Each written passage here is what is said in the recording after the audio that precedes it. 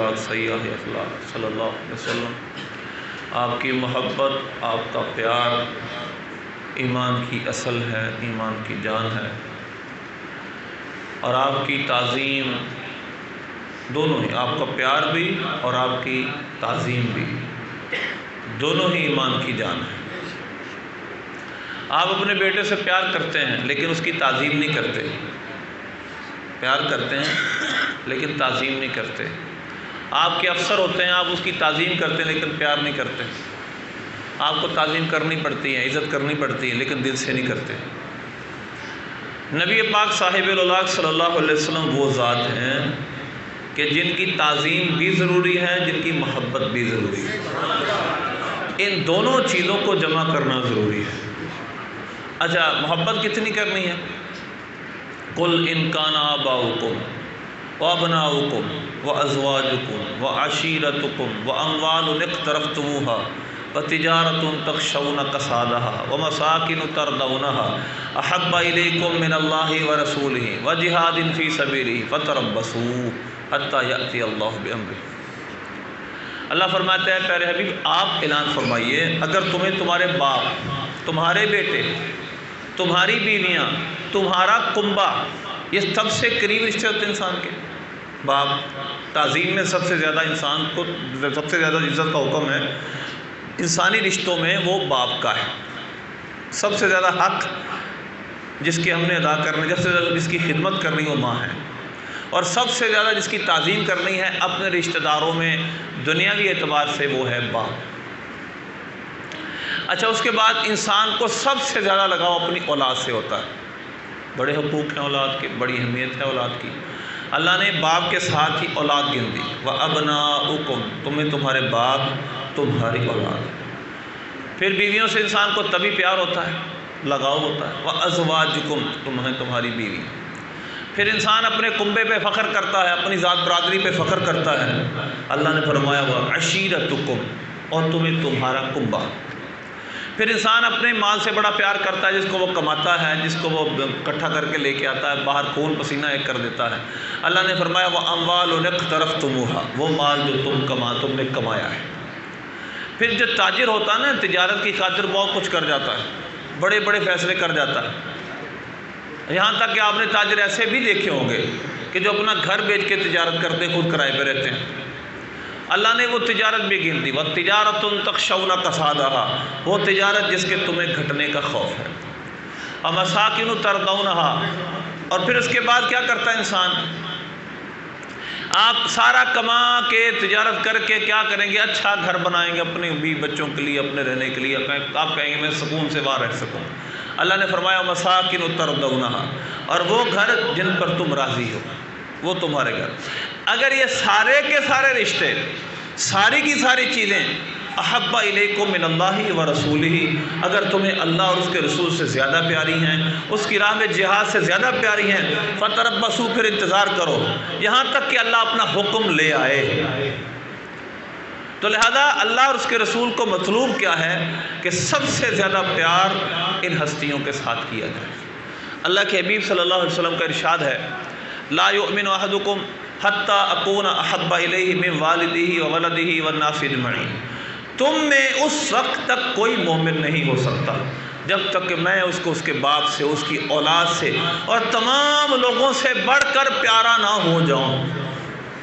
یہ ایمان کا درجہ ہے، ایمان کا سمجھ لے کہ اس کے بغیر ایمان کی مضبوطی نہیں ہے، ایمان کی مٹھاس نہیں ہے، ایمان کی نورانیت نہیں ہے۔ اعلیٰ سے فرماتے ہیں نور الہ کیا ہے؟ محبت حبیب کی۔ اللہ کا نور کیا ہے؟ جو دلوں میں جگمگاتا ہے، جس سے دل نور پاتے ہیں، دل سکون پاتے ہیں، اور دل اللہ کی طرف مائل ہوتے، وہ کیا ہے؟ نور الہ کیا ہے؟ محبت حبیب کی۔ جس دل میں یہ نہ ہو وہ جگہ خوک و خر کی ہے۔ خوک و خر کہتے ہیں کوڑے کو۔ جس دل میں یہ محبت نہ ہو وہ جگہ کوڑا پھینکنے کی جگہ ہے۔ وہ دل کون سا دل ہے؟ وہ تو کوڑا کرکٹ ہے جس میں یہ محبت نہ ہو۔ تو لہذا اللہ کے حبیب سے محبت بھی انتہا درجے کی ہے۔ حضرت فاروق اعظم رضی اللہ تعالیٰ عنہ حاضر بارگاہ ہوئے، آپ صلی اللہ علیہ وسلم کا ارشاد تھا کہ ہر چیز سے یا رسول اللہ، میں آپ سے ہر چیز سے بڑھ کر پیار کرتا ہوں، لیکن اپنی جان کے علاوہ سرکار نے ارشاد فرمایا، مفہوم اس کا یہ ہے، اس وقت تک ایمان کامل نہیں ہوگا جب تک کہ اپنی جان سے بھی بڑھ کر مجھ سے پیار نہ کرو۔ عرض کی یا رسول اللہ صلی اللہ علیہ وسلم، میں اپنی جان سے بھی بڑھ کر آپ سے پیار کرتا ہوں۔ حضور نے فرمایا اب ایمان کامل ہوا۔ ایمان اس کے بغیر کامل نہیں ہو سکتا، ایمان کی چاشنی، ایمان کی مٹھاس اس کے بغیر نصیب نہیں ہو سکتی۔ بخاری شریف کی حدیث ہے، نبی پاک صلی اللہ علیہ وسلم نے ارشاد فرمایا ذاق طعم الایمان، اس نے ایمان کا ذائقہ چکھ لیا۔ من کان اللہ ورسولہ احب الیہ مما سواہما، جس کو اللہ اور اس کا رسول باقی تمام رشتوں سے زیادہ پیارے ہوں۔ ایمان کی چاشنی، ایمان کی مٹھاس، ایمان کا مزہ کیا ہے؟ اگر اس کو محسوس کرنا ہے تو نبی پاک صلی اللہ علیہ وسلم سے سب سے بڑھ کر پیار کرنا ہوگا۔ اگر آپ اس کو دوسرے لفظوں میں سمجھیں، سہل بن عبداللہ تستری رحمۃ اللہ علیہ کا یہ قول شفا شریف میں امام قاضی یاد مالکی نے لکھا ہے رحمۃ اللہ علیہ۔ آپ نے فرمایا، انہوں نے فرمایا جس کا مفہوم و خلاصہ یہ بنتا ہے، جو شخص ہر وقت اپنے آپ کو نبی پاک صلی اللہ علیہ وسلم کی ملکیت میں نہ سمجھے، اپنے آپ کو یہ نہ سمجھے کہ نبی پاک صلی اللہ علیہ وسلم کی میں ملکیت میں ہوں، آپ جو چاہیں میرے بارے میں فیصلہ فرما دیں، وہ ایمان کی مٹھاس نہیں پا سکتا۔ ایمان کی مٹھاس اور چاشنی اور مزہ اس وقت نصیب ہوگا جب اس ہستی سے سب سے بڑھ کر پیار کیا جائے، سب سے بڑھ کر چاہا جائے۔ اچھا، ایمان کی مٹھاس کیا ہے؟ اس کو سمجھایا تو نہیں جا سکتا، تھوڑا بہت محسوس کیا جا سکتا ہے اپنے انداز میں۔ حضرت زید بن داسینہ رضی اللہ تعالیٰ عنہ صحابی رسول تھے، اور شفا شریف میں ان کا یہ واقعہ لکھا ہے۔ آپ کو کفار نے قید کر لیا، حضرت ابو سفیان اس وقت تک مومن نہیں تھے رضی اللہ عنہ، بعد میں ایمان لے آئے۔ انہوں نے ان سے کہا کہ یہ بتاؤ، اگر تمہاری جگہ رسول اللہ ہوتے، محمد ہوتے صلی اللہ علیہ وسلم، اور تم اپنے گھر آرام سے بیٹھے ہوتے، تمہیں کیسا لگتا؟ زید بن داسینہ فرمانے لگے، تم یہ کہہ رہے ہو کہ میں اپنے گھر میں ہوں اور رسول اللہ یہاں ہوں؟ مجھے تو یہ بھی برداشت نہیں ہے کہ جو وہ اس وقت جس جگہ تشریف فرما ہیں، یعنی اپنے گھر میں ہوں گے یا مسجد نبی شریف میں ہوں گے، مجھے تو یہ بھی برداشت بھی نہیں ہے کہ جس جگہ اب وہ تشریف فرما ہیں وہ اس جگہ بیٹھے ہوں، میں اپنے گھر میں بیٹھا ہوں اور ان کو کانٹا بھی چبھے، سولی لٹکانے کے لیے تیار ہیں، تشدد کر رہے ہیں۔ وہ کون سی شے تھی جو ان کو اس وقت بھی اس بات کے کرنے پر مجبور کر رہی تھی؟ انہوں نے جو اس محبت کی چاشنی اور ایمان کو محسوس کیا تھا، وہ مزہ ان کو اور کہیں نہیں آیا، لہذا وہ اس مزے کو چھوڑنا نہیں چاہتے تھے۔ اچھا، آپ مجھے بتائیں، آپ کا یہ دماغ مانتا ہے، میں ایک بات کرنے لگا ہوں، آپ کے سامنے 10 شخص کھڑے ہو جائیں، ان کے پاس ہتھیار ہوں اور ان کے پاس اپنی بچاؤ کا بھی سارا سامان ہو، آپ نہتے ہوں، 3 شخص ہوں، آپ نہتے ہوں، آپ کے پاس کوئی اسلحہ نہیں، انہوں نے آپ کی طرف کو گھیر لیا ہے، آپ کی طرف اپنے اسلحے تان دیے ہیں، آپ ان سے لڑائی کرنا شروع کر دیں، وہ آپ سے لڑنا شروع کر دیں، تو آپ کی لاجک، آپ کی منطق کیا کہتی ہے کہ یقیناً وہ اسلحے والے ہیں، ان کے پاس سارے حفاظتی سامان بھی ہیں، وہ آپ کو آسانی سے 3 کو دبوچ لیں گے، ایسے ہی ہے۔ اب ذرا توجہ کریں، 313 ایک طرف، 1000 کا لشکر ایک طرف، 2 گھوڑے، 70 اونٹ کے قریب، 70 کے قریب اونٹ اور چند تلواریں۔ ہر شخص کے پاس لڑنے کے لیے تلوار بھی نہیں ہے، ہر شخص کے پاس سواری بھی نہیں ہے، ڈھالے بھی نہیں ہیں۔ دوسری طرف چلے جائیں، 1000 اس وقت کا جدید اسلحہ رکھتا ہے، جدید سامان ان کے پاس ہے، اسلحہ ان کے پاس ہے، ڈھالے ان کے پاس ہے، خود انہوں نے پہنے ہوئے ہیں، ہیلمٹ انہوں نے پہنے ہوئے ہیں۔ اس کے باوجود جنگ کا نتیجہ یہ ہے کہ 1000 کا لشکر ہار گیا، ان کے سردار مارے گئے، 70 قیدی ہوئے، 70 قتل ہوئے، فدیہ دے کر جان چھڑانی پڑی، اور تعداد کتنی؟ ایک طرف 313 اور اس سے 2 گنا زیادہ دوسری طرف۔ یہ 313 جن کے پاس اسلحہ بھی نہیں تھا، جن کے پاس پوری تلواریں بھی نہیں تھی، ان کو کس چیز نے لڑنے پہ مجبور کیا؟ یہ کیسے تیار ہو گئے؟ اس کو کہتے ہیں ایمان کی مٹھاس اور چاشنی۔ محسوس نہیں، اس کو بیان نہیں کیا جا سکتا، یوں محسوس کیا جا سکتا ہے تھوڑا۔ تو جس دل میں یہ محبت آ جائے وہ ہر طاقت کو زیر کر سکتی ہے، وہ دریا میں گھوڑے ڈال سکتے ہیں۔ اچھا، نبی پاک صلی اللہ علیہ وسلم کو اللہ مطلوب کیا ہے؟ ہر چیز سے بڑھ کر، ہر شے سے بڑھ کر آپ سے پیار کیا جائے، آپ کی بات کو، آپ کی ذات کو، ہر شے پر اہمیت دی جائے۔ اللہ کیا فرماتا ہے؟ وَمَا كَانَ لِمُؤْمِنٍ وَلَا مُؤْمِنَةٍ إِذَا قَضَى اللَّهُ وَرَسُولُهُ أَمْرًا أَن يَكُونَ لَهُمُ الْخِيَرَةُ مِنْ أَمْرِهِمْ۔ اس کا واقعہ پہلے سن لیں تھوڑا سا، پھر زیادہ سمجھ آئے گی آپ کو۔ حضرت زید بن حارثہ رضی اللہ تعالیٰ عنہ حضور کے متبنہ تھے، آپ کے منہ بولے بیٹے تھے۔ ایک دفعہ ایسا ہوا، آپ صلی اللہ علیہ وسلم نے ان کا رشتہ اپنی پھوپھیزاد حضرت زینب بنت جحش رضی اللہ تعالیٰ عنہ سے پیغام بھیجا۔ ان کے بھائی کو تھوڑا سا اس پر اعتراض ہوا کہ بات یہ ہے کہ اصل میں اگر رسول اللہ اپنے لیے طلب کرتے تو ہمیں کوئی اعتراض نہیں تھا، لیکن آپ اپنے متبنہ اور آزاد کردہ غلام کے لیے طلب فرما رہے ہیں۔ چنانچہ ان میں تھوڑا سا اعتراض پیدا ہوا اس بات پہ۔ اللہ تبارک و تعالیٰ نے قرآن پاک میں اس کا جواب ارشاد فرمایا، وَمَا كَانَ لِمُؤْمِنٍ وَلَا مُؤْمِنَةٍ إِذَا قَضَى اللَّهُ وَرَسُولُهُ أَمْرًا أَن يَكُونَ لَهُمُ الْخِيَرَةُ مِنْ أَمْرِهِمْ۔ جب اللہ اور اس کا رسول کسی معاملے میں مومن اور مومنہ کے متعلق فیصلہ کر دیں تو اب اس مومن مرد و عورت کا اختیار ہی ختم ہو جاتا ہے، ان کو اپنے فیصلے کرنے کا بھی اختیار نہیں رہتا۔ یہ ہے سرکار کی عظمت، اور سرکار کو کتنی اہمیت دینی ہے اس کی ایک مثال۔ سورہ احزاب میں اللہ فرماتا ہے نبی اولا بالمؤمنین من انفسہم، یہ نبی مومنوں کی جانوں سے بھی بڑھ کر ان کے مالک ہیں۔ ہمیں اپنی جانوں پہ اتنا اختیار نہیں ہے جتنا اللہ کے حبیب کو ہماری جانوں پر ہے۔ اسی طرح اللہ فرماتا ہے فلا وربک لا یؤمنون حتی یحکموک فیما شجر بینہم ثم لا یجدوا فی انفسہم حرجا مما قضیت ویسلموا تسلیما۔ آپ کے رب کی قسم، یہ قسم بھی کتنی پیاری ہے۔ اللہ تو ساری مخلوق کا رب ہے، ہر شے کا رب ہے، سب کا پالن ہار ہے، اور رب العالمین ہے، تمام جہانوں کو پالتا ہے، تمام چیزیں، تمام اشیاء اس نے پیدا کی ہیں، وہ سب کا پالن ہار ہے، لیکن اپنی ربوبیت کو اپنے حبیب کی طرف خاص فرما کر وہ قسم یاد کیوں فرماتا ہے؟ کیونکہ اس کی تخلیق کا، اس کی قدرت کا جو شاہکار اللہ نے اپنی جو قدرت اور جو تخلیق کا شاہکار سرکار کو بنایا، کسی اور کو نہیں بنایا۔ فلا وربک لا یؤمنون، آپ کے رب کی قسم یہ اس وقت تک مومن نہیں ہو سکتے جہاں تک کہ اپنے تمام فیصلوں میں، تمام باتوں میں آپ کو اپنا حاکم تسلیم نہ کر لیں، اور پھر جو آپ فیصلہ کر دیں اس کے بارے میں یہ دل میں رنج و ملال بھی نہ پیدا محسوس کریں، وَيُسَلِّمُوا تسلیما، اور سر تسلیمیں خم کر لیں۔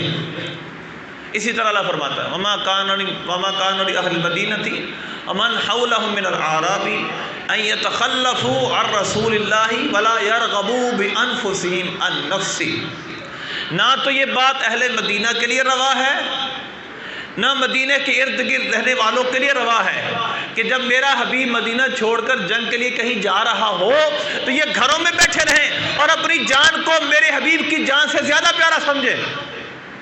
اس کا مطلب کیا ہے کہ اپنی جان کو بھی رسول اللہ کے مقابلے میں حقیر سمجھنا ہے۔ یہ ہے نبی پاک صلی اللہ علیہ وسلم کا ہم پر حق، اور یہ ہے نبی پاک صلی اللہ علیہ وسلم سے پیار۔ ہم نے اتنا پیار کرنا ہے، آپ کی جان، ہم اپنے جان کی فکر بھی نہیں کرنی۔ تو یہ وہ محبت ہے جس کے بعد اللہ ہمیں ایمان کی چاشنی عطا فرمائے گا، ایمان کی مٹھاس عطا فرمائے گا، حلاوت ایمان سے نوازے گا۔ پھر وہ حلاوت ایمان انسان کو اللہ کے قریب کرے گی اور اللہ کا قرب عطا کرے گی، اللہ کے انوار و تجلیات کا نزول ہم پہ ہوگا۔ اچھا، یہ ہے محبت، اس کو مزید ہم آگے لے کے چلیں گے تھوڑا سا، یعنی کہ 20-25 منٹ میں نے اور بیان کرنا ہے آپ کے سامنے۔ نبی پاک صلی اللہ علیہ وسلم کا محبت کیوں کی جائے، وجوہات ہیں، یہ الگ موضوع تھوڑا سا بعد میں کروں گا۔ لیکن اب دوسری بات، تعظیم کتنی کرنی ہے، اس ہستی کی تعظیم اور قدر کتنی کرنی ہے۔ اللہ نے قرآن پاک میں کئی جگہ پر اپنے حبیب کی تعظیم سکھائی، ان کی تعظیم اور توقیر کتنی کرنی ہے یہ بھی سکھایا۔ فالذین آمنوا بہ وعزروہ ونصروہ واتبعوا النور الذی انزل معہ اولئک هم المفلحون، جو ان پر ایمان لائیں، ان کی مدد کریں، ان کی عزت و توقیر کریں اور اس نور پر کی اتباع کریں، یعنی قرآن کی جو ان پر نازل کیا گیا ہے، تو یہ کامیاب لوگ ہیں۔ اِنَّا أَرْسَلْنَاكَ شَاهِدًا وَمُبَشِّرًا وَنَذِيرًا لِتُؤْمِنُوا بِاللَّهِ وَرَسُولِهِ وَتُعَزِّرُوهُ وَتُوَقِّرُوهُ وَتُسَبِّحُوهُ بُكْرَةً وَأَصِيلًا۔ اے نبی، اے میرے حبیب صلی اللہ علیہ وسلم، ہم نے آپ کو حاضر ناظر بنا کر بھیجا، ہم نے آپ کو بشارت دینے والا بنا کر بھیجا، ہم نے آپ کو ڈر سنانے والا بنا کر بھیجا۔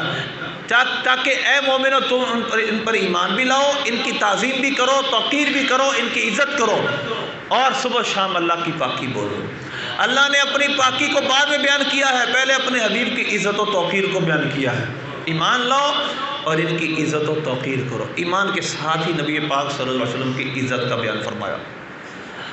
اب یہاں پر ایک اور بات بھی قابل غور تھوڑی سی کرتے چلتے ہیں۔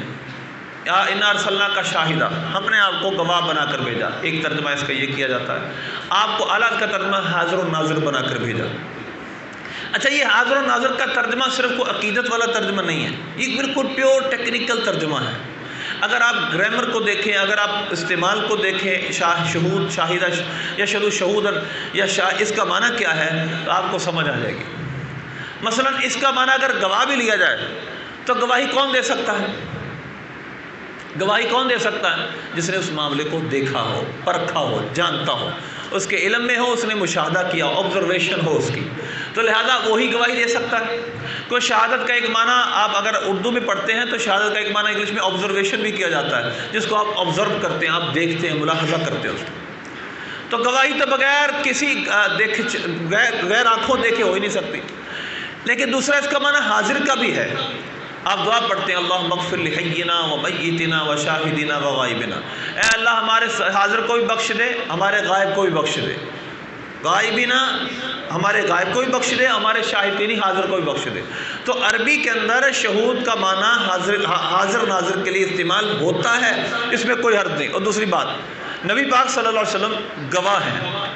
اللہ فرماتا ہے وَكَذَلِكَ جَعَلْنَاكُمْ أُمَّةً وَسَطًا لِتَكُونُوا شُهَدَاءَ عَلَى النَّاسِ وَيَكُونَ الرَّسُولُ عَلَيْكُمْ شَهِيدًا۔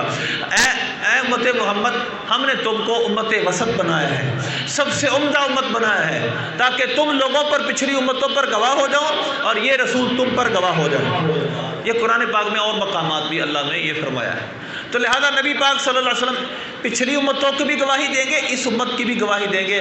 تو جب تک کسی کو معلوم نہ ہو، وہ دیکھ نہ رہا ہو، گواہی کیسے دیکھ سکتا ہے؟ تو لہذا اس کا ترجمہ حاضر ناظر، میں نے اختصار سے بات کی ہے، لمبا موضوع ہے، حاضر ناظر سے ترجمہ کرنا بالکل درست ہے۔ تو اللہ تعالیٰ نے اپنے حبیب کی تعظیم و توقیر اتنی سکھائی ہے، ایمان کے ساتھ بالکل اس کو ذکر کیا اور اپنی تسبیح کو بعد میں ذکر کیا۔ اسی طرح اللہ فرماتا ہے یا ایھا الذین آمنوا لا تقولوا راعینا، اے ایمان والو راعینا نہ کہو۔ صحابہ کرام علیہ رضوان کو بات سمجھ نہ آتی، عرض کرتے راعینا، یا رسول اللہ ہماری رعایت کیجئے، بات کو دہرا دیجئے۔ منافقوں نے جب یہ جملہ سنا، یہودی نے جملہ سنا، تو ان کو موقع مل گیا، ان کی اپنی زبان میں یہ راعینا کا لفظ ایک گستاخی کے معنی میں بھی استعمال ہوتا ہے۔ سورہ نساء میں اللہ فرماتا ہے وہ کیا کہا کرتے تھے، یحرفون الکلمۃ عن مواضعہ، وہ کلمے کو اس کی جگہ سے ہٹا کر کیا کہتے تھے، یقولون راعینا لیا بالسنتہم، اپنی زبان کو تھوڑا سا ٹیڑھا کر کے راعینا کہا کرتے تھے، تھوڑا لمبا کرتے تھے، اس کا معنی غلط ہو جاتا تھا۔ تو اب اللہ تعالیٰ کیا فرماتا ہے، اے ایمان والو۔ اب ایک صحابی تھے، جب انہوں نے سنا کہ یہودیوں کو پتا تھا کہ یہودی اس کو غلط معنی میں استعمال کرتے ہیں، انہوں نے کہا کہ اب تم نے یہ جملہ اگر رسول اللہ کی بارگاہ میں کہا تو میں تمہارا سر قلم کر دوں گا، کہ یہودی کو انہوں نے کہا۔ وہ یہودی کہنے لگا آپ بھی تو اپنے نبی کے لیے یہی جملہ استعمال کرتے ہیں، راعینا، جب بات سمجھ نہیں آتی۔ اللہ نے ایک قانون نافذ کر دیا، وہ قانون اتار دیا، اے ایمان والو تم نے بھی راعینا نہیں کہنا۔ وہ جملہ جس کے دو معنی ہو، میرے حبیب کے بارے میں وہ جملہ استعمال ہی نہیں کرنا، بلکہ کہنا کہ منظرنا، ہم پر نظر کرم فرمائیے۔ اس سورہ نساء کی آیت میں بھی یہ ہے، اگر ان کے لیے بہتر تھا کیا کہتے، وہ کہتے منظرنا، ہم پر نظر کرم فرمائیے، واسمعوا، اور اللہ فرماتا ہے پہلے غور سے سنا کرو۔ اسی طرح اللہ تبارک و تعالیٰ نے سورہ نور میں فرمایا لا تجعلوا دعاء الرسول بینکم کدعاء بعضکم بعضا، جس طرح ایک دوسرے کو پکارتے ہو اپنے ناموں سے نام لے کر، اس طرح میرے حبیب کو مت پکارا کرو، بلکہ میرے حبیب کے اوصاف ذکر کیا کرو۔ کسی صحابی نے، کتنے صحابہ تھے، آپ کے رشتہ دار بھی تھے، آپ کے چچا بھی تھے، حضرت عباس بن عبد المطلب رضی اللہ تعالیٰ عنہ بھی تھے، حضرت امیر حمزہ بھی تھے کہ کلمہ پڑھ کے ایمان لے آئے، ان میں سے کسی نے بھی سرکار کو کبھی نام سے نہیں پکارا۔ ہمیشہ یا نبی اللہ، یا رسول اللہ، آپ کے ازواج مطہرات میں کبھی نے آپ کو نام سے نہیں پکارا، آپ کے اور خاندان والوں نے کبھی آپ کو آپ کے نام سے نہیں پکارا، بلکہ حضرت سیدنا عباس بن عبد المطلب رضی اللہ تعالیٰ عنہ سے کسی نے پوچھا،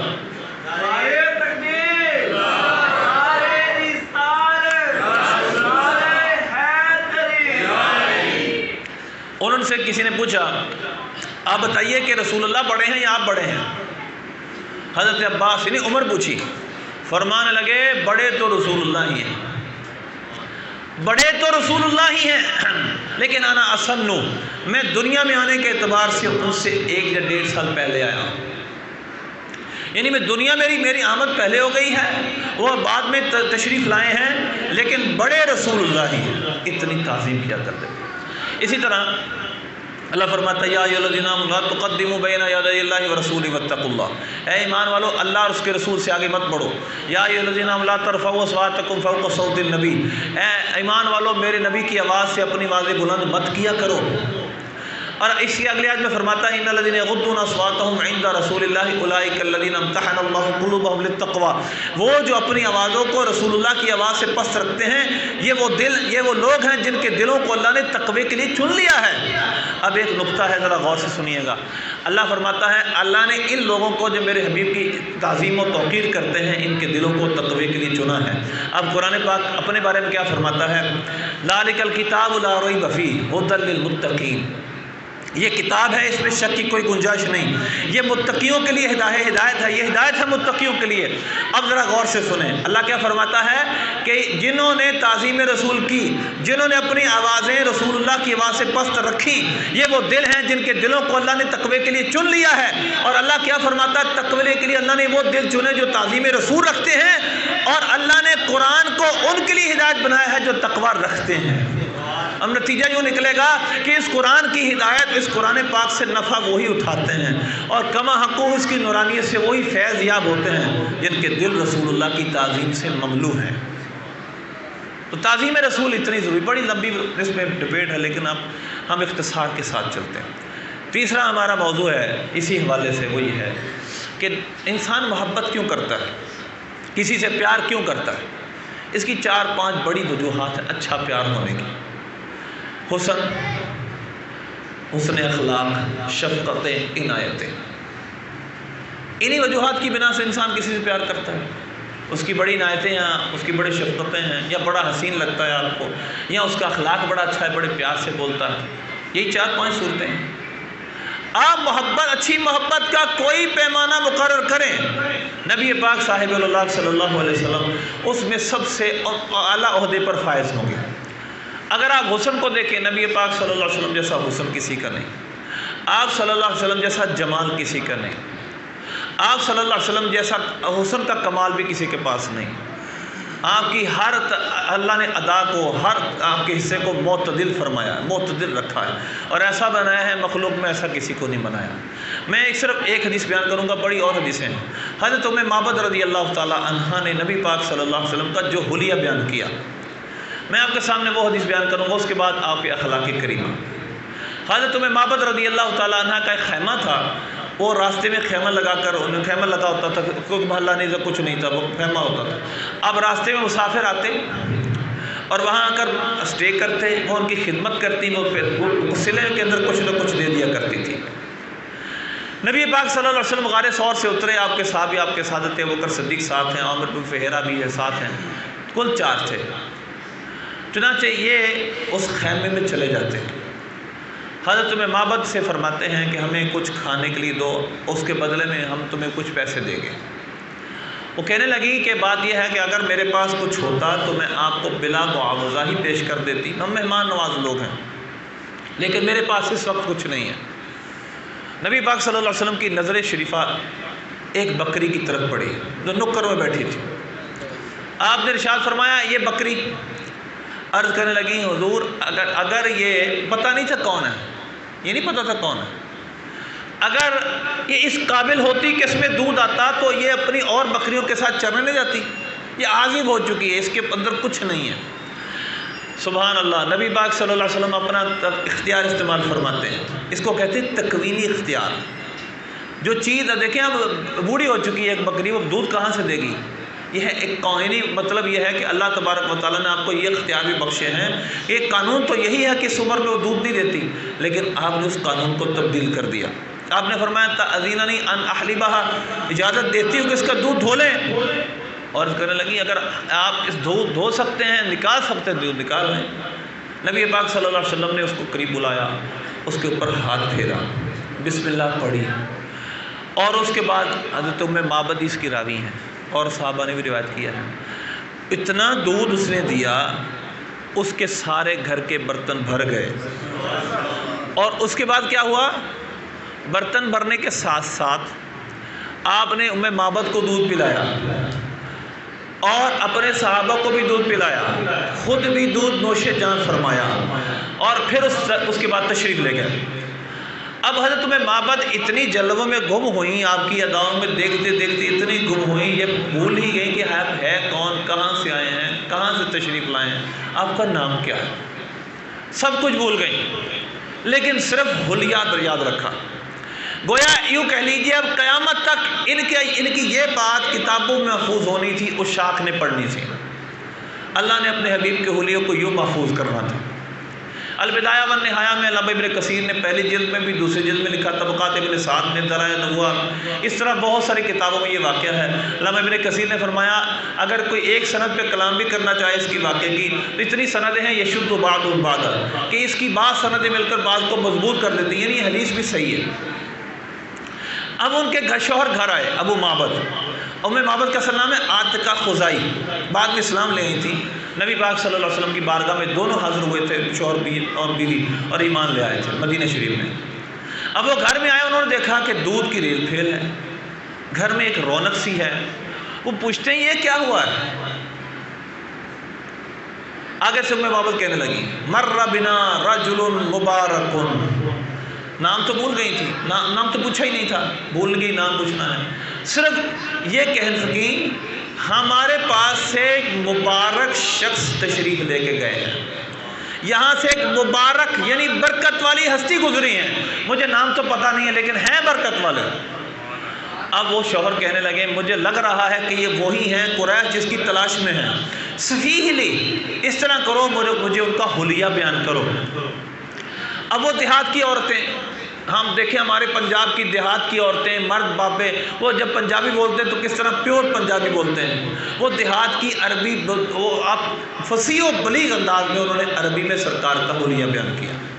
فرمانے لگی رأیت رجلا ظاہر الوداۃ حسن الخلق ملیح الوجہ لم تعب سجلۃ ولن تزر به عذرۃ قسیم وسیم فی عینیہ دعج وفی اشفارہ وطف وفی صوتہ سہل احبر اکحل ازج اقرن فی عنقہ سطع وفی لحیتہ کثافۃ اذا ثبت فعلیہ الوقار واذا تکلم سما وعلی البہا حلو المنطق کان منطقہ حلو المنطق فصل لا نظر ولا حذر کان منطقہ خرزات نظم ينحدرن اب الناسی واجملہ من بعید واحلاہ واحسنہ من قریب ربعۃ لا تشروہ عین من طور ولا تقتحم عین من قصر غصن بین غصرین فهو اندر ثلاثة منظرا واحسنهم قدا لهم رفقاء يحفون به ان قال استمعوا لقوله وان امر تبادروا الى امره محفوظ محشود لا عابس ولا مفند۔ پورا حلیہ بیان کیا۔ فرمانے لگی میں نے ایک مرد دیکھے جو انتہائی خوش شکل تھے، حسن الخلق ملیح الوجہ، وہ ملیح الوجہ تھے، حسن ملاحت والے تھے، نمکی حسن والے تھے، ایک دفعہ جو دیکھے دیکھتا رہ جائے۔ اب ایک ہوتا ہے حسن مٹھاس والا حسن، حسن صباحت، سبحان اللہ، کیا فرمانے لگی ملیح الوجہ، ملیح الوجہ ایک ہوتا ہے حسن صباحت، ایک دفعہ دیکھے بس ری بھر جائے۔ اور نمکین والی چیز ہم زیادہ کھاتے ہیں ایسے ہی، تو ایک اصطلاح ہے نمکین حسن، نمکین حسن۔ وہ فرمانے لگی ملیح الوجہ، نبی پاک صلی اللہ علیہ وسلم کا چہرہ مبارکہ ملاحت والا تھا، ایک بار دیکھے تو دیکھتا رہ جائے۔ لم تعب سجلۃ ولم تزر به صلعۃ، نبی پاک صلی اللہ علیہ وسلم کا پیٹ مبارک یا ایک میں آپ کا رخسار مبارک نہ باہر نکلا ہوا نہ بالکل اندر کو دسا ہوا، وسیم قسیم انتہائی خوبصورت، فی عینیہ اور فی عینیہ دعج، ان کی آنکھوں میں قدرتی سرما تھا، اور ہند میں نبی حالہ کی حدیث میں ہے ادعجا، انتہائی قدرتی سرمگی آنکھیں تھیں۔ پھر فرمانے لگی کہ آپ صلی اللہ علیہ وسلم اشفارہ وطف، آپ کی جو مجھا مبارکہ تھی، یعنی آپ صلی اللہ علیہ وسلم کی بھویں مبارکہ، آپ کی یہ جو پلکیں مبارکہ تھی گھنی تھی، اور فی صوتہ سحل، آپ صلی اللہ علیہ وسلم کی آواز میں تھوڑا سا موٹا پن تھا، باریک آواز ہو تو انسان کے کانوں کو چبھتی اگر، اگر اس بریک آواز میں تھوڑا سا موٹاپا آ جائے وہ خوبصورت ہو جاتی ہے۔ اب انہوں نے سمجھانے کے لیے مثال دی، حضور پاک صلی اللہ علیہ وسلم کی آواز میں ہلکا سا موٹاپن تھا۔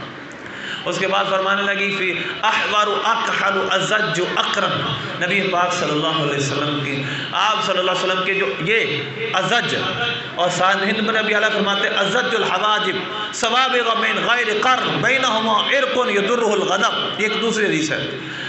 ازج تھے یعنی سرکار صلی اللہ علیہ وسلم کے بھون مبارکہ یہ گھنے تھے اور قوسین کی طرح باریک تھے، دو ابر و قوس مثال دسن جتھی نوک کے مزاج تیر چھٹن، لب سرخ آنکھاں کے لال لے جہاں چٹ دند موتی دیاں ہند لڑیاں۔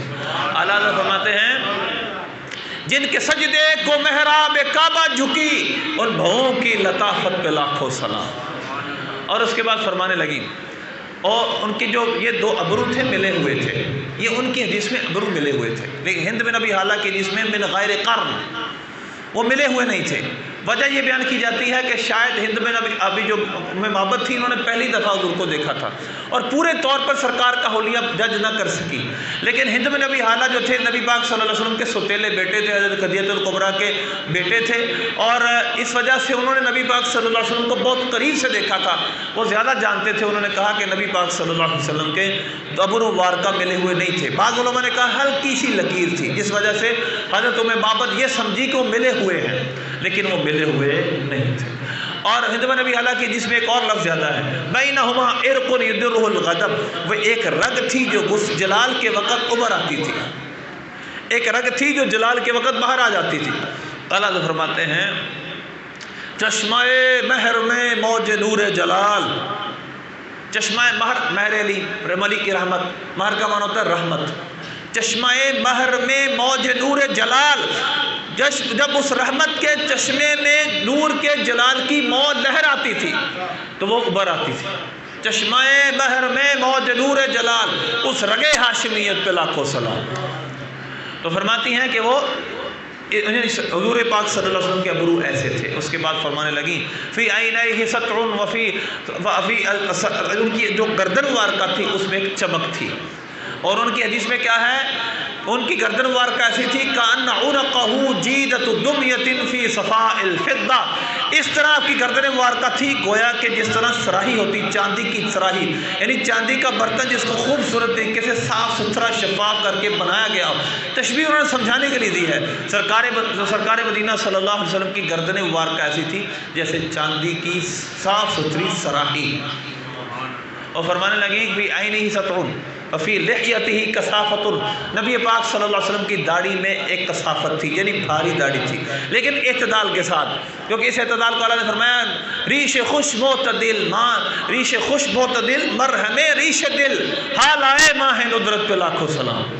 ریش خوش معتدل کہتے ہیں فارسی میں داڑھی کو، معتدل بالکل خوش خوبصورت دکھنے والی داڑھی، اور مرہم ریش دل وہ انسانوں کے دلوں کے زخم کا مرہم تھی۔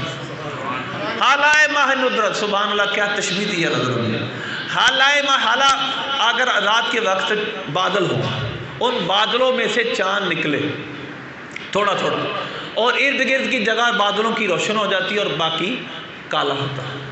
اللہ نے فرمایا کہ نبی پاک صلی اللہ علیہ وسلم کا جو چہرہ مبارکہ پہ داڑھی تھی، حال آئے ماہ ندرت، عام حالہ نہیں، ندرت والا بے مثال حالہ تھی، جس سے چاند نکلے، چاند جب باہر نکلتا ہے جو چھوٹے سے بادل سے تو ارد گرد اندھیرا ہوتا ہے اور اس کے تھوڑا تھوڑا سڑک پر روشنی ہوتی ہے۔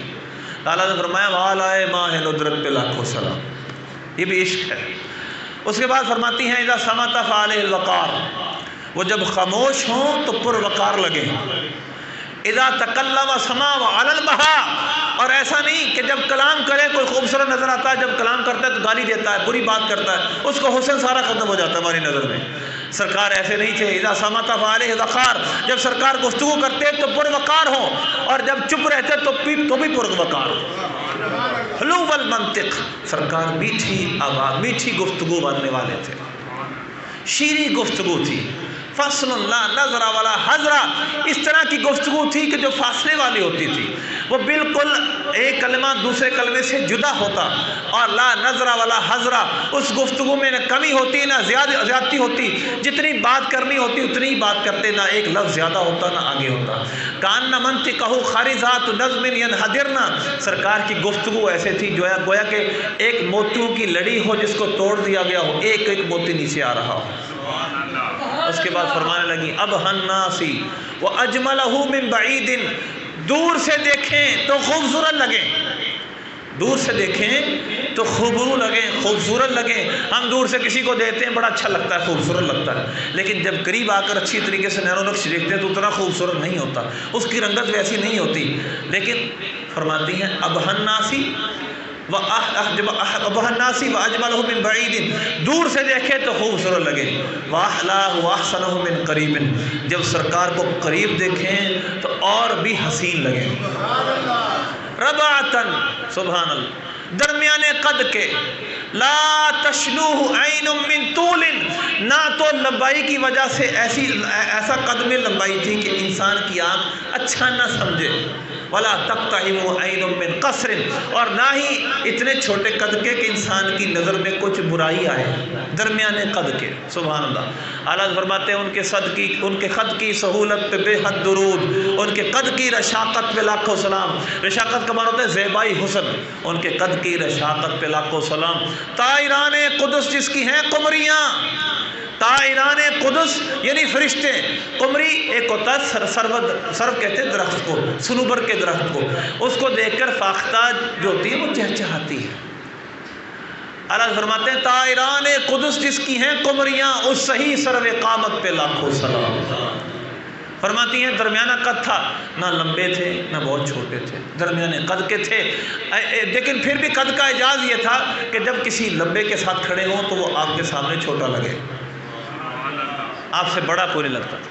اس کے بعد سبحان اللہ فرماتی ہیں آپ صلی اللہ علیہ وسلم محشود محفوظ، حشد اور حفظ دو لفظ ہیں جو مخدوم کے لیے بولے جاتے ہیں۔ مخدوم کہتے ہیں جس کی خدمت کی جائے، جس کی انسان عزت کرے، اور حیران اس وجہ سے انہوں نے لفظ بولے کہ نہ یہ سختی کرتے ہیں، نہ ان کی طبیعت میں سختی ہے، نہ ٹیڑھا پن ہے، نہ کسی کو سخت بات کرتے ہیں، لیکن پھر بھی اس کے باوجود بھی ان کے اصحاب کیا کرتے ہیں؟ ان کے اصحاب اس طرح ہوتے تھے یحفون، جس طرح کے لحاف انسان کے اوپر ہوتا ہے، ہر وقت حضور کے ساتھ رہنے والے، اور ان قال استمعوا لقولی، جب بات کریں تو بات کو سنیں، وَإِنْ أَمَرَ تَبَادَرُوا إِلَىٰ أَمْرِهِ، سرکار کوئی حکم دے تو ان کے رفقا، ان کے ساتھی فوراً اس پہ عمل کریں۔ لیکن حیران اس وجہ سے ہوئی کہ نہ ڈانٹتے ہیں، نہ سختی کرتے ہیں، نہ کوئی ڈنڈا پکڑا ہوا ہے، اس کے باوجود بھی ہر بات مان رہے ہیں۔ اچھا، صحابہ کے سچے ہونے کی دلیل حضرت ام معبد نے بھی دی، حالانکہ سرکار کو پہلی دفعہ دیکھا، سرکار کے صحابہ کو پہلی دفعہ دیکھا،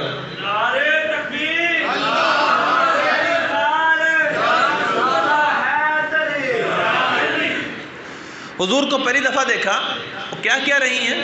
ان کے صحاب لہم رفقاء یحفون بی، ان کے جو ساتھ تھے، حضرت ابوبکر صدیق ساتھ تھے اور دو آپ کے اور بھی ساتھ تھے، اب وہ ان کے ہر وقت قریب رہتے، اگر وہ بات کرتے بات کو سنتی، وہ بات کو سنتے تھے، اگر وہ حکم دیتے تھے فوراً اس حکم پر عمل کرتے تھے، اور وہ نبی، وہ جو ہستی تھی محفوظ محشود، نہ سختی کرنے والی ہستی، نہ ڈانٹنے والی ہستی، لیکن اس کے باوجود ہی حیرت یہ تھی کہ وہ ان کی خدمت کرتے تھے بغیر کسی مجبوری کے۔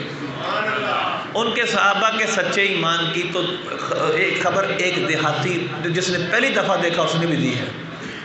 اور اس کے بعد فرماتی ہے لا عابس ولا مفند، حیرت کی بات میں نے یہ بھی دیکھی کہ نہ ان کے ماتھے پر کبھی شکم آتا تھا، نہ کوئی پریشانی کے آثار، نہ صحابہ کے اپنے رفقا کی کسی بات سے پریشان ہوتے، اور نہ ہی ان کے صحابہ ان کی کسی بات سے پریشان ہوتے۔ میں ایسے لوگ گویا میں نے پہلے کبھی دیکھے ہی نہیں ہے۔ اب ان کے جو شوہر سے گھر کیا کہنے لگے، یہ تو وہی ہیں جن کو قریش طلب کر رہے ہیں، جن کی تلاش میں یہ وہی ہیں۔ اس کے بعد وہ کہنے لگے اللہ کی قسم اگر اللہ نے مجھے موقع دیا تو میں ان کی بارگاہ میں جاؤں گا، ان کی صحبت اختیار کروں گا، صحابی بن جاؤں گا۔ چنانچہ اس کے بعد وہ صحبت مبارکہ میں حاضر ہوئے اور سرکار صلی اللہ علیہ وسلم کا کلمہ پڑھ لیا۔ یہ سرکار کا حسن ہے، ایسا حسین بھی کوئی نہیں۔ اور اس کے بعد اگر اخلاق کی بات کریں، ٹائم کافی ہو گیا، میں صرف 2-3-4 باتیں عرض کروں گا، لیکن اس کے ساتھ ساتھ میں جو آپ میں سے بولنے والے ہیں اس کو بالخصوص ایک بات کروں گا۔ جو میں اب حدیث بیان کرنے لگا اس حدیث میں یہ لفظ ہے، لیکن ہم وہاں تک پہنچ نہیں پائیں گے، بڑی لمبی حدیث ہے مولا علی سے، لیکن بڑی توجہ سے سنیے گا۔ جو آپ بہت باہر بول رہے ہیں، میرا ان سے بالخصوص بات ہے، آپ سب غور سے سنیے گا۔ صحابہ سرکار کی بات کس طرح سنتے تھے؟ مومن کی شان کیا ہونی چاہیے؟ 2 لفظ ہیں، یاد رکھیے۔ یہ جو باتیں میں کر رہا ہوں اس کائنات کی بہترین باتیں ہیں، بہترین ہستی کے کلام ہیں، اور اللہ کی ذات اس کائنات کی خالق ہے، اس کا کلام ہے۔ میں حدیث کو پڑھی، قرآن پاک کی آیتیں پڑھی، اس سے اہم باتیں نہیں ہو سکتی، اس سے اہم گفتگو نہیں ہو سکتی۔ کوئی ایم پی آ جائے، آپ کسی مجسٹریٹ کے سامنے پیش ہوں، کسی جج کے سامنے پیش ہوں، آپ کی آواز نہ نکلے، اور جب بات نبی پاک صلی اللہ علیہ وسلم کی آئے ہم ہنس رہے ہوں، یہ تو عشق کا تقاضا نہیں ہے، عشق کا تقاضا نہیں ہے۔ حضرت امام مالک رحمۃ اللہ علیہ بات کر رہے تھے عبد الملک بن مروان سے مسجد نبوی شریف میں، یہ شفا شریف میں قاضی اعظم مالکی نے لکھا ہے رحمۃ اللہ علیہ۔ عبد الملک بن مروان کی آواز کچھ بلند ہوئی، اب حضرت امام مالک فرمانے لگے اپنی آواز پست کرو، تمہیں پتہ نہیں بادشاہ سے بات کر رہے تھے آپ نے فرمایا آواز پست کرو، تمہیں پتہ نہیں تم کس کی بارگاہ میں ہو؟ عرض کر وہ کہنے لگے کیا اب بھی وہی تعظیم ہے؟ یعنی جو وصال ظاہری کے بعد کی بات ہے، سرکار تو اپنے مزار میں، انہوں نے فرمایا اللہ کی قسم حضور کی ویسی ہی تعظیم آج بھی ہے جیسی آپ کے وصال ظاہری سے پہلے تھی۔ مولا علی کیا فرماتے ہیں؟ اذا تکلم اطرق جلساؤہ کانما علی رؤوسہم الطیر، کہ جب صحابہ حضور بات کرتے تو صحابہ اس طرح ہوتے گویا ان کے سروں پہ پرندے بیٹھے ہیں۔ اور نبی پاک صلی اللہ علیہ وسلم کی بات کا ادب بھی اتنا ہی ہے، جب سرکار کی بات ہو، گفتگو ہو، اتنا ہی ادب کرنا چاہیے کہ میں سرکار کی گفتگو سن رہا ہوں، آپ نے فرمایا، میرا ان کا فرمان مجھے پہنچایا جا رہا ہے، کوئی مجھے سنا رہا ہے کہ سرکار نے یوں فرمایا، تو بڑی توجہ سے سنا کریں۔ یہ محفل وہ نہیں ہے کہ جس کے اندر انسان بے ادبی کر کے اور پھر شقاوت سے بچ جائے۔ ان کی بے ادبی کرنے والا شقاوت سے بچتا نہیں، بدبختی سے بچتا نہیں، ڈرا کرے اللہ سے، خوف رکھا کرے، یہ بہت باعظمت بارگاہ ہے۔ ایک اور بات میں کرتا چلوں، حضرت عبداللہ بن عمر رضی اللہ تعالیٰ عنہما کا ایک بات لکھی ہے کہ آپ ایک حدیث اپنے بیٹے کو سنائی، اس نے آگے سے کہا کہ میری رائے یہ ہے، آپ نے فرمایا میں تمہیں رسول اللہ کی حدیث سنا رہا ہوں اور تم کہہ رہے میری رائے یہ ہے، میں تم سے پوری زندگی کلام نہیں کروں گا۔ آپ نے اس سے پوری زندگی کلام نہیں فرمایا، حدیث سے رسول اللہ۔ امام مالک رحمۃ اللہ حدیث بیان کر رہے تھے، بچھو نے ڈنگنا شروع کیا، 17 ڈنگ مارے، آپ نے حدیث نہیں کر دی، یہ ادب ہے۔ اسی طرح ایک بزرگ کا واقعہ میں نے پڑھا، انہوں نے سورج پڑھ رہے تھے، ان کو تیر لگ گیا، انہوں نے کہا حضور آپ نماز توڑتے، تیر اتنی تکلیف، فرمایا مجھے شرم آئی کہ میں اس تیر کی وجہ سے اللہ کا کلام منقطع کروں، میں سورج پڑھ رہا تھا، اس سورج کی وجہ سے میں نے کلام منقطع نہیں کیا۔ تو اتنا ادب ہے اس مجلس میں بیٹھنے کا، اس بات کو سننے کا، یہ اس کائنات کی سب سے عظیم ہستی کی باتیں ہیں۔ اب مولا علی نے جو نبی پاک صلی اللہ علیہ وسلم کے اوصاف بیان کیے وہ کیا ہیں؟ حضرت امام علی مقام فرماتے ہیں، امام حسین رضی اللہ تعالیٰ عنہ، سألت ابی عن سیرت رسول اللہ صلی اللہ علیہ وسلم فی جلسائی، میں نے سرکار صلی اللہ علیہ وسلم سے، حضرت مولا علی سے سرکار کی وہ سیرت پوچھی جو آپ اپنے صحابہ میں بیٹھ کر آپ کی سیرت تھی، آپ کا بیٹھنا اٹھنا تھا۔ چنانچہ فرماتے ہیں میرے باپ حضرت مولا علی نے مجھے خبر دی، کان رسول اللہ صلی اللہ علیہ وسلم دائم البشری سهل الخلق لین الجانب لیس بفظ ولا غلیظ ولا سخاب ولا عیاب ولا فشاع ولا مشاع یتغافل وما لا یشتہی ولا یوس منه ولا یجیب فیہ قد ترک نفسه من سلاسل المراء والاکثار ما لا یعنی وقد ترک الناس سلاسل کان لا یذم احدا ولا یعیب ولا یطلب عورته ولا یتکلم الا فيما رجا ثوابه واذا تکلم اترك جلساءه كانما على رؤوسهم الطير۔ آخر تک انہوں نے حدیث بیان کی، میں اس کے صرف 3-4 جملوں کی وضاحت کروں گا۔ نبی پاک صلی اللہ علیہ وسلم کتنے خوش خلق تھے، ان کا اخلاق کیا تھا؟ فرماتے ہیں دائم البشر، حضور ہمیشہ مسکرانے والے، آپ کے چہرہ مبارکہ پر ہمیشہ مسکراہٹ ہوتی تھی. سہل الخلق، سرکار آسان اخلاق والے تھے. لین الجانب، آپ بڑے نرم تھے. اب سہل الخلق کا مطلب کیا ہے؟ نبی پاک صلی اللہ علیہ وسلم کے سہل الخلق ہونے کو حضرت سیدہ عائشہ صدیقہ بیان کرتی ہیں. آپ فرماتی ہیں کبھی بھی نبی پاک صلی اللہ علیہ وسلم نے مجھ سے یہ نہیں فرمایا اے عائشہ یہ پکا دو، اور جب پک گیا کبھی نبی پاک صلی اللہ علیہ وسلم نے اس پر اعتراض نہ فرمایا. آپ کو پسند ہوا تو آپ نے تناول فرما لیا، وگرنہ اس کو شرف نہ بخشا. نبی پاک صلی اللہ علیہ وسلم اتنے سہل الخلق تھے، اتنے آسان اخلاق والے تھے. حضرت سیدنا انس بن مالک فرماتے ہیں خدمت رسول اللہ صلی اللہ علیہ وسلم 10 سنین فما قال لي اف قط ولا لشيء تركته لما تركته ولا لشيء صنعته لما صنعته. آپ فرماتے ہیں میں نے 10 سال حضور کی خدمت کی ہے، آپ نے مجھے کبھی اف تک نہیں فرمایا. جب کوئی کام کیا یہ نہیں فرمایا کیوں کیا، جب کوئی چھوڑ دیا یہ نہیں فرمایا کیوں چھوڑا.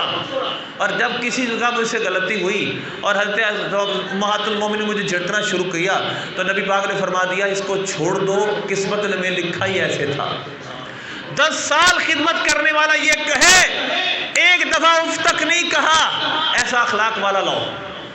حضور کا اخلاق بھی آپ کا معجزہ ہے، ایسا اخلاق والا کو کہیں نہیں ملے گا. 10 سال خدمت کرنے والا، ہماری 10 منٹ خدمت کرنے والا ہو سکتا ہے 10 باتیں باہر بتا ہے. حضرت زید بن حارثہ رضی اللہ تعالیٰ عنہ جن کا پہلے میں نے ذکر کیا، شعب الامام بہقی نے لکھا ہے آپ کے بھائی آئے اور آ کر کہنے لگے کہ میرے بھائی کو مجھ سے ہمارے پاس بھیجے، بچھڑ گئے تھے اور پتہ چلا کہ وہ مدینے میں ہیں، نبیوں مسلمانوں کے رسول کے پاس ہیں. چنانچہ وہ آپ کے بھائی آپ کے پاس آ گئے اور رسول پاک صلی اللہ علیہ وسلم سے عرض کرنے لگے ہمارا بھائی ہمیں واپس کر دیں، جو لینا چاہتے لے لیں. آپ نے فرمایا مفہوم اس کا یہ تمہارا بھائی ہے، اس کو کونے میں لے جاؤ، پوچھو اگر تمہارے ساتھ جانا چاہے بلا معاوضہ لے جاؤ. چنانچہ ان کو نکر میں لے گئے، جا کر پوچھا. انہوں نے کہا تم مجھے کیا کہہ رہے ہو، میں رسول اللہ کو چھوڑ کر تمہارے ساتھ چلا جاؤں، یہ نہیں ہو سکتا. حالانکہ کیا ہے نام سرکار تنخواہ دیتے اسے، نہ نبی پاک صلی اللہ علیہ وسلم کے پاس وہ نوکری کر رہے ہیں کہ آپ نے نوکری پوری کرنی ہے تو پھر جانا. آزاد حضرت خدیجہ کبریٰ نے توفتاً دیا، غلام تھے، نبی پاک صلی اللہ علیہ وسلم نے آزاد فرما دیا اور ان پر یہ انعام کیا کہ اپنی پھپھی ذات کا نکاح ان سے کیا، جس کو اللہ قرآن میں یہ فرماتا ہے تقول للذی انعم اللہ علیہ وانعمت علیہ. اے پیارے حبیب اس وقت کو یاد کرے جب اللہ نے جس پر انعام کیا تھا اور جس پر آپ نے انعام کیا تھا، آپ اس کو یہ فرما رہے تھے. آگے فرما لکھا تو اللہ نے خود انعام کو حضور کی طرف منسوب کیا ہے. ایک لمبی بات، ایک لمبا موضوع اور ہو جائے گا. تو لہذا حضور پاک صلی اللہ علیہ وسلم اتنے آسان اخلاق والے تھے. آپ کی ازواج مطہرات کتنی تھی؟ کل 11، 9 بیک وقت تھی. ان 9 کی 9، 11 کی 11 کیا کہتی ہیں؟ نبی پاک صلی اللہ علیہ وسلم نے نہ ہمیں کبھی مارا، نہ گالی دی، نہ کبھی جھڑکا. آپ یہ بتائیں کہ جس کی 4 بیویاں ہوں، 2 بیویاں ہوں، لڑائی سارا دن لڑائی رہتی ہے اس کے گھر میں. اب یہ بھی سرکار کا معجزہ ہے، 9 بیویاں ہیں، 9 کی 9 کہتی ہیں کہ سرکار نے کبھی ہمیں جھڑکا ہی نہیں، کبھی جھڑکا ہی نہیں. تو لے جی ایسا حال سرکار کا سہل خلق ہونا. لیکن الجانب آپ نرم تھے. صحابہ کرام علیہ رضوان کا جمکٹا ہر وقت اسی وجہ سے آپ کے قریب رہتا تھا. اللہ فرماتا ہے اگر آپ ترش روح سخت دل والے ہوتے یہ صحابہ آپ کے پاس سے بھاگ جاتے. یہ آپ کی نرمی و شفقت ہے، ہمہ وقت یہ آپ کے پاس پروانوں کی طرح موجود رہتے. تو لہذا آپ محبت کا کوئی معیار مقرر کر لیں، نبی پاک صلی اللہ علیہ وسلم ہر اس اچھے معیار پر سب سے اعلیٰ ہے. جو نہ بولا ہم غریبوں کو رضا، یاد اس کی اپنی عادت کیجیے. اپنی زندگیوں کو نبی پاک صلی اللہ علیہ وسلم کے اخلاق سے مزین کیجیے. ان میں خوشیاں نہ آئے تو پھر بتائیے گا. ہمارے گھر میں امن و سکون نہ ہو جائے. ہماری آدھی لڑائیاں تو کھانے پکانے کی ہیں، نمک کی ہیں، مرچوں کی ہیں. اگر نبی پاک صلی اللہ علیہ وسلم کا یہ اخلاق لین الجانب سہل الخلق لیس بفظ ولا غلیظ، نہ آپ سخت بھی نہیں تھے، نہ آپ فوش گوئی کرتے، نہ فوش گوئی کو پسند کرتے، اور ان تمام کے باوجود مولا علی فرماتے والا مشاہن، نہ آپ کنجوس تھے. حسن بھی بے مثال، اخلاق بھی بے مثال، لیکن کنجوسی بھی نہیں. آپ نے بکریوں کا اتنا ریوڑ دیا جو وادی کو بھر دے. وہ واپس آ کے کہنے لگا میں نے بہت لوگ دیکھے ہیں لیکن محمد جتنا دیتے ہیں کوئی نہیں دیتا اتنا. لہذا نبی پاک صلی اللہ علیہ وسلم جیسے اخلاق، صرف چند اخلاق اپنا لیں. اخنا کے دیکھیں زندگیاں کس طرح تبدیل ہوتی ہیں۔ سرکار سے پیار کریں، محبت کریں، آپ سے وابستہ رہنے والی ہر شے سے پیار، صحابہ تابعین، آپ سے تعلق رکھنے والی تبرکات، ہر شے سے پیار ہونا ضروری ہے۔ یہاں تک ہے نا میں مالک فرماتے بخاری شریف حدیث ہے، ہم دعوت پہ گئے، نبی پاک صلی اللہ علیہ وسلم نے کدو شریف دعوت پہ تھے اور گوشت تھا، آپ کدو شریف کو کونوں سے تلاش فرما رہے تھے، فرماتے ہیں اس دن سے آج تک مجھے کدو سے پیار ہے۔ آپ کے اخلاق، آپ کی عادات جو اپنائے گا، آپ سے جو پیار کرے گا، ایمان کی مٹھاس بھی پائے گا، دنیا میں راحت بھی پائے گا، آپس کے رنج اور جھگڑوں سے بھی اپنے آپ کو بچا لے گا۔